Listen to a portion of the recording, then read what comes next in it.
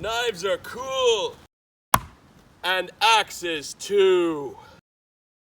Hey everybody, Robert Breaker here with you.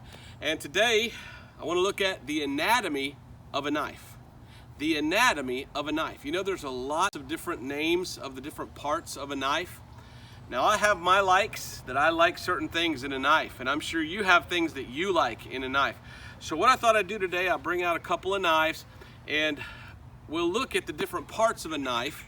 But first we're going to look at a diagram, and then I'm going to bring out two of my favorite kind of knives and show you those, just to kind of wet your whistle a little bit, get you to want to come back and watch more videos, because I've got a lot of really nice knives and I think it'll be fun if you come back and look. So we're going to look at first the anatomy of a knife. The anatomy of a knife. So there are different parts on a knife. And of course there's the blade, and then this here would be the hilt. Then we have the tang, which is inside. We have the handle. We have a butt cap. A lot of different other things though. There's the cutting edge, there's a point, there's a top bevel, all sorts of things that you can find in a knife. By the way, there are many different types of handles. Now what I have here is a Randall book. Have you ever heard of a Randall knife? I'm going to show you one today. And Randall has all different types of handles, and you can look. Now my favorite type of handle for a knife, I'll just let you know, is that one right there. I just really like having that peace of mind of knowing that my front finger is going to be secure on that handle, and that I'll have that there. And handles can be made of all different kinds of things. So let's look at a Randall knife real quick and see what you think of it. Let me pull that out for you. If you've never heard of Randall, boy, they are some high-end knives. So here is a Randall knife, and you can always tell a Randall knife because they are so high-end and quality. It's Randall made on the sheath itself, and it usually will come with a nice polishing stone. This one's so new, stone's never even been out of it, so I hate to take it out. And there's a clasp. You take out the Randall knife, and just look at the quality of that knife. Make sure it's showing the whole thing there. And Randall Knives, Orlando, Florida. Now I went to Orlando, Florida, and I went to the factory. That's where they gave me this here, the knife book. And let's see if we can see on the knife itself the anatomy. So the Randall knife is pretty amazing because it has your bottom cutting edge, but they leave you an edge on the top that you can sharpen if you want a double edge. So this right here is not sharp, but look how close it is to being sharpened, so that you can actually sharpen that top cutting edge if you so wanted and have a double cutting edge. Now you got to be careful, because carrying a double-edged knife may be illegal in some states. Now Randall knife has, of course, this on it, Randall made, Orlando, Florida. This one is made of leather handle, and it's got the brass hilt, I believe it's called. Now I like my Randall knives. I love Randall. Let me turn it the other way here so you can see a land. And I really like on knives that it has this top bevel like this. Randall really did a good job on that one. Let me show you another example of a high-end, good, nice knife, and that would be my Falcon Even. And I am in a twixt between two. I'm divided on who makes the better knife and which knife I like better. Do I like Randall's or do I like Falcon Even better? This would be the A1, and look how it has that top edge, but it's not as long as the Randall knife. I really like how Randall takes that top edge way back. You could really sharpen that top all the way back to here. On this one, it would take a while, but I really like a Falcon Even, and this is a VG10, and Falcon Even to me are just so amazing. And Randall is like the Falcon Even of America, is the way I look at it. And Randall makes a lot of military style knives, and you look through their catalog, if you want a Randall knife, you're gonna have to wait 5 years. These Randall knives are so sought after that they're literally 5 years behind in being able to get that out. But if they know something, they know something about knives. Look at this page here if you can. These are the different kind of sheaths. There are many different kinds of sheaths for knives. So when we're talking about the anatomy of a knife, there's hardly any limit of what you can put into a knife to make it what you want it to be. That's why a lot of guys get into forging knives, because they're like, well, I like this on that one and I like this on this one, and I want, well, nobody sells the one I want, so I'm going to take all that I like and I'm going to make it. So the Fall Knieven is an amazing knife.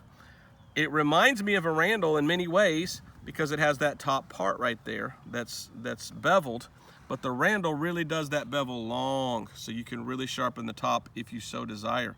But Fall Knieven, super sharp. Randall, super sharp. Almost always super polished. Now you can get a Fall Knieven in all black, where the blade is black. But there's nothing like a Randall. And here in America, when you go to a knife show, you look for the Randalls, because this knife here is probably upwards of $700 or more, probably more than that. And a Fall Knieven of this one, $200. So we're getting up into the higher end knives, and I wanted to use those as an example of the anatomy of a knife. Now, some companies make cheap knives, and so they don't go all the way and all in into knives. But if you get into these higher end ones, then you get a better knife. Usually it already comes pre-sharpened, and you start getting into knives and looking at knives and seeing, oh wow, now does it have this? Does it have this? Does it have this? So there is a lot that goes into knives. And somewhere I was going to show you that picture here again, here, the anatomy of a knife. And I can't find it for anything. There we go. So here we have the top cutting edge, top cutting bevel, lugged hilt. Well, this isn't a lugged hilt, but I like the long one. Now the Fall Knieven doesn't have a long hilt. A lot of people love this Fall Knieven A1. It's called a forest knife because it's for going out into the forest and using it. And notice the one thing I like about Fall Knievens compared to other knives. Do you see how wide the Randall is? Typical width of a knife. Do you see how much wider the Fall Knieven knife is? Wider means heavier. Heavier means better for chopping. So this Randall is better for cutting, while this one is better for chopping and batoning and other things. But there's a lot that goes into a knife, and I just wanted to kind of throw that out there. The butt cap, there's a beautiful butt cap here on this Randall. Not much of a butt cap in this, more of a European style Puukko knife almost. But it does have a little bit there, and that's for, I guess, doing that if you had to, nailing a nail. I mean, if you literally needed to, you could nail a nail with that Fall Knieven. So I am in love with Fall Knievens and Randalls, and just wanted to show that to you and give you an idea. I hope I open your mind, if you will, to knives, because they're more than just something to look at.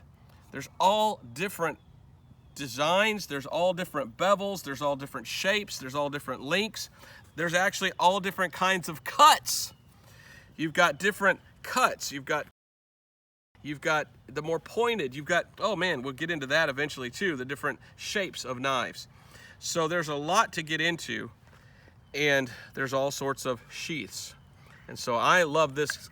To me, this is a classic standard sheath, and this is the kind of sheath that I like, because this is the kind of sheath that fits on your belt and has that single clasp, and you carry it on your side like that. And that, to me, is my favorite sheath. But it's getting more popular among handmade knives to have the sheath that's just one piece of leather folded over, and it just goes in. And I'll show you some sheaths one day too. But I like this. This is a Kydex, and this is for your belt, and this fits the A1. And that's just plain and simple to put on.